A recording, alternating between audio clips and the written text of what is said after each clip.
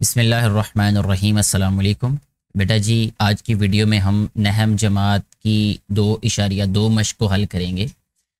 इसमें जो पहला सवाल है वो ये दिया गया है कि मदरजा झैल जुमलों में हकीकी आदाद की खासियत की निशानदही कीजिए।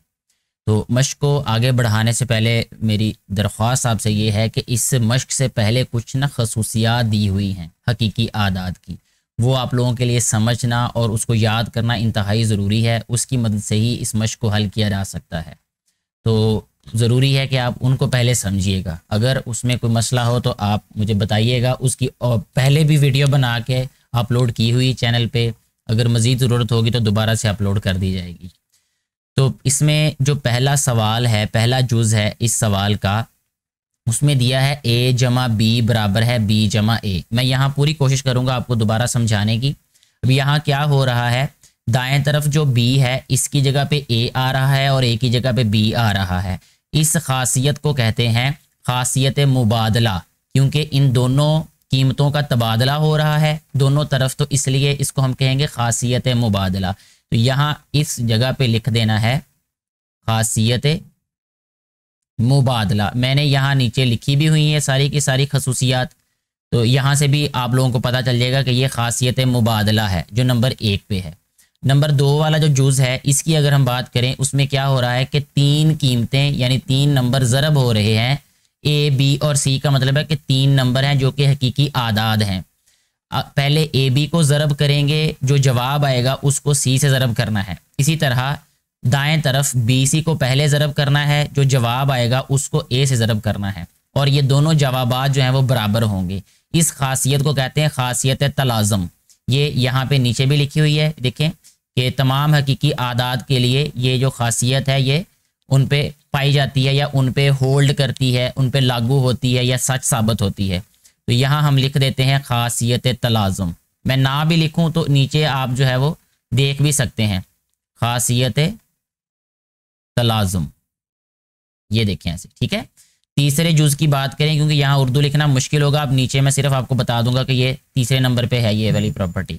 7 ज़रब 1 ये बराबर है 7 के, यानी 7 जो है वो 1 से ज़रब हो रहा है और उसका जवाब 7 ही आ रहा है। इसका मतलब ये है कि अगर हम किसी भी हिंदसे को, किसी भी अदद को 1 से ज़रब करें तो 1 से ज़रब करने से उस हिंदसे पे कोई फ़र्क नहीं पड़ता, वही हमेशा जवाब आएगा।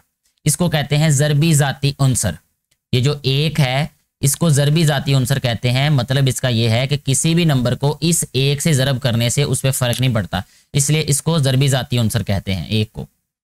इसी तरह जो चौथा जुज़ है इस वाले सवाल का, उसमें कहा गया x बड़ा है y से, या x बराबर है y के, या x छोटा है y के। 2 नंबर जो होते हैं जो कि हकीकी आदाद हों, उनमें सिर्फ 3 ही बातें हो सकती हैं। या तो एक नंबर दूसरे से बड़ा होगा, या एक नंबर दूसरे के बराबर होगा, या वो नंबर दूसरे से छोटा होगा, ठीक है। इसको कहते हैं सलासी खासियत। इस खासियत के मुताबिक 2 नंबरों में, 2 आदाद में 3 में से कोई एक ही बात सच साबित होगी, ठीक है। या तो एक नंबर बड़ा होगा, या वो बराबर होगा दूसरे के, या वो दूसरे से छोटा होगा। तो इसको सलासी खासियत कहते हैं। इसी तरह अगर हम 5वें जुज़ की बात करें, जहाँ लिखा है ए बी बराबर है बी ए के, यानी ए बी से ज़रब हो या बी ए से ज़रब हो तो जवाब बराबर आता है। यानी ये बराबर इसलिए लिखा हुआ है कि इनका जवाब हमेशा बराबर आता है, ठीक है।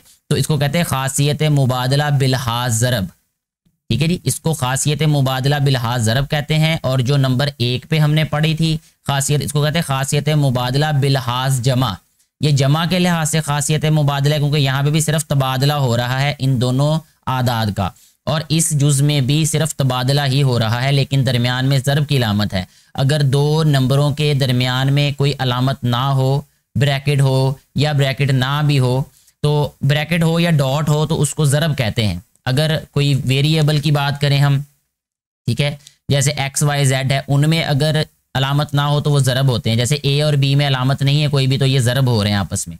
अच्छा जी, इसके बाद अगर हम छठे जुज़ की बात करें, a जमा c बराबर है b जमा c, ये बराबर होगा a और b के, यानी a बराबर b होगा। ये इसका मतलब ये है, इट इम्प्लाइज़ दैट, ये इम्प्लाइज़ है, यानी इससे ये अखज़ होता है कि a बराबर b के होगा, यानी c से कट जाएगा, ठीक है। इसको कहते हैं तनसीखी खासियत बिलहाज जमा। तनसीख का मतलब होता है ख़त्म हो जाना, ठीक है ना, ये जो है ना कैंसिल हो जाना, काट देना किसी को। तो सी यहाँ पे कट रहा है, इसलिए हम कहेंगे ए बराबर है बी के। इसी तरह इसके बाद हम बात करते 5 जमा इंटू यानी ब्रैकेट शुरू नफ़ी 5, यानी 5 में अगर नफ़ी 5 जमा करें तो जवाब 0 आता है। 5 और जो नफ़ी 5 हैं ये एक दूसरे के जमई माकूस कहलाते हैं। जमई माकूस का मतलब ये होता है कि दो हिंसों को अगर हम जमा करें, एक जैसे हिंसों को, तो जवाब 0 आने पे वो एक दूसरे के जमई माकूस होते हैं, ठीक है। इसके बाद है 7 ज़रब 1/7, इससे जवाब क्या आ रहा है 1। इसको कहते हैं ज़रबी माकूस, यानी दो हिंसों को ज़रब करने से अगर जवाब 1 आ जाए तो वो एक दूसरे का ज़रबी माकूस कहलाते हैं। इसके बाद जो है वो अगर हम आखिरी वाले जुज़ की बात करें, ए बड़ा है बी से, ठीक है, तो ए सी बड़ा होगा बी सी से, इस सूरत में कि सी बड़ा होना चाहिए 0 से।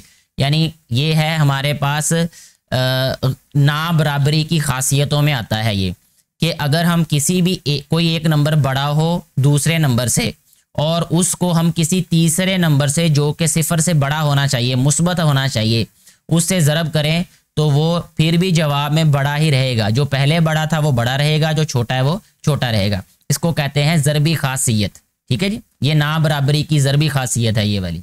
तो इस तरीके से जो सवाल नंबर 1 है वो हल हो जाता है।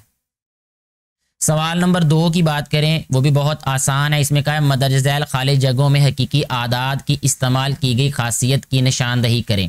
तो यहाँ मैं पहले ही लिख चुका हूँ आपकी आसानी के लिए। ये 3x जमा 3 इंटू वाई नफ़ी x, ठीक है, यानी ब्रैकेट शुरू y नफ़ी x। अब 3 क्या हो रहा है, y के साथ भी ज़रब हो रहा है और जो 3 है ये x के साथ भी ज़रब हो रहा है। तो यहाँ यही उन्होंने लिखा है 3y ज़रब, यहाँ पे लिखा है नफ़ी 3x। तो इसको कहते हैं बायां तकसीमी कानून बिलहाज तफरीक, यानी ये जो बाएं नंबर पे ये जो हिंसा लिखा है ये दोनों के साथ जाके जुड़ रहा है हिंसों के साथ, इसलिए इसको कहते हैं बायां तकसीमी कानून। और क्योंकि दरमियान में तफरीक है इसलिए हम इसको कहेंगे बिलहाज तफरीक। ये यहाँ पे मैंने लिखा भी हुआ है ये। इसके बाद नीचे वाला जो इसका कदम है, स्टेप है, उसमें है 3x जमा 3y नफ़ी 3x, ठीक है। तो यहाँ पे ये वाला जो है स्टेप है, इसके सामने हमने ये वाला लिख देना है कि ये कानून इस पे अमल दरामद हुआ है। अच्छा, इसके बाद 3x नफ़ी 3x, अब ये 3x और 3y की जगह बदल दी उन्होंने, ठीक है। यहाँ पे क्या हो रहा है 3x और 3y की जगह बदली गई। ये देखें यहाँ पे ये 3x इधर आ गया, ये 3y जो है वो इधर चला गया। इसको कहते हैं खासियत मुबादला, ठीक है जी। तो यहाँ खासियत मुबादला लिख देना है, यहाँ लिखा हुआ है ये दूसरे नंबर पे ये।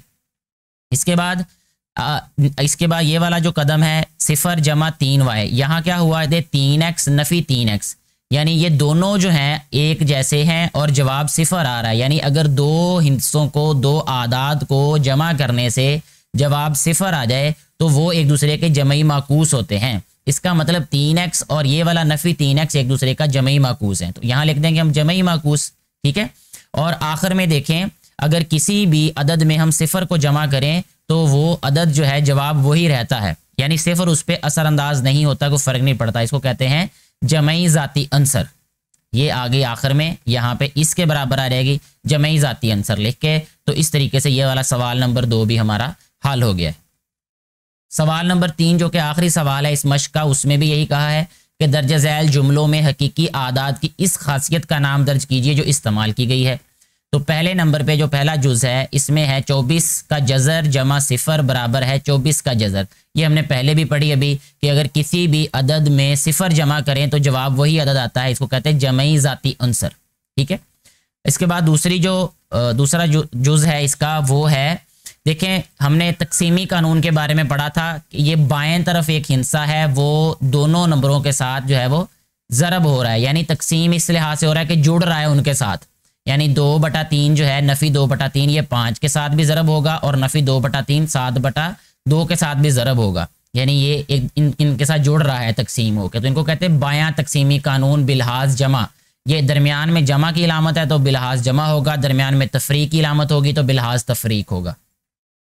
तीसरा जो जुज़ है वो है पाई जमा नफ़ी पाई। ये पहले भी पढ़ी हमने इसके बारे में, इसी जो खासियत है इसके बारे में पहले सवाल में कि अगर दो आदाद जमा होकर जवाब सिफर आ रहा है तो उनको एक दूसरे का जमई माकूस कहते हैं। तो ये जमई माकूस की खासियत है यहाँ पे इस्तेमाल हुई। इसी तरह 3 का जज़र ज़रब 3 का जज़र हकीकी अदद है, यानी दोनों को ज़रब करने से जवाब हकीकी अदद आए तो इसको कहते हैं खासियत बंदिश। ठीक है, ए बी यहाँ पे लिखा हुआ है बिलोंग्स टू आर, यानी रुकन है आर का। आर कहते हैं रियल नंबर को, हकीकी आदाद को।